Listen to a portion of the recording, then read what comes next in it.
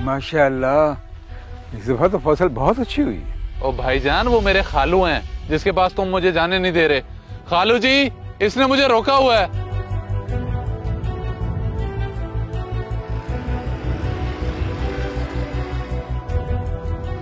अनवर भाई, शहर से जमीनें देखने आते हो और हमारे घर चक्कर लगाए बगैर ही चले जाते हो। सब खैर तो है ना? कोई नाराजगी है क्या? क्यों लगाऊं मैं चक्कर? मेरा भला क्या काम है तेरे घर में? मलिक साहब, आप शायद भूल रहे हैं कि आपकी बेगम और मेरी घरवाली ने हमारे बच्चों का रिश्ता किया था।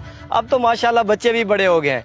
मरियम बेटी किधर है? उसे नहीं साथ लाए? अरे अपनी औकात में रहो, मेरी बेटी का नाम लेने की जरूरत नहीं है। आपने तो पागल होती हैं जो बचपन में ही रिश्ते तय करके बैठ गई। बात मर्दों के दरमियान होती है हमेशा। खालू जी, ये आप कैसी बात कर रहे हैं?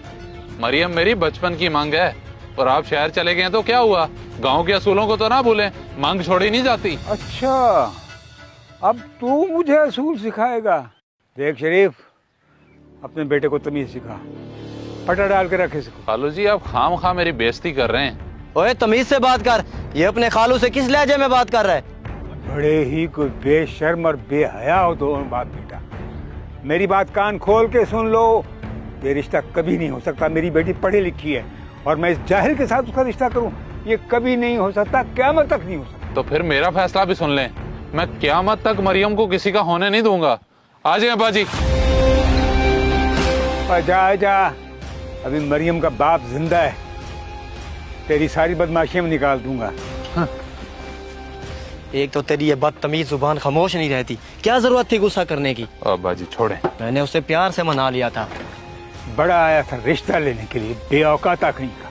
मलिक साहब, आप गुस्सा ज्यादा ना करें, आपको दिल का मसला है। आए मैं आपको जमीनें दिखाऊं।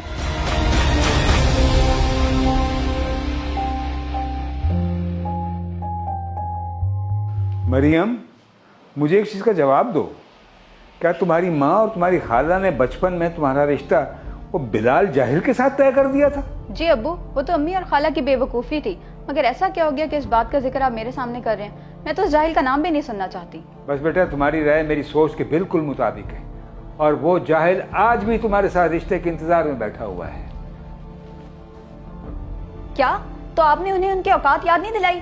ऐसे चुप करके गाँव से वापस आ गए हैं? बस बेटा, ऐसा सबक सिखा के आए हो ना कि सारी जिंदगी याद रखेगा।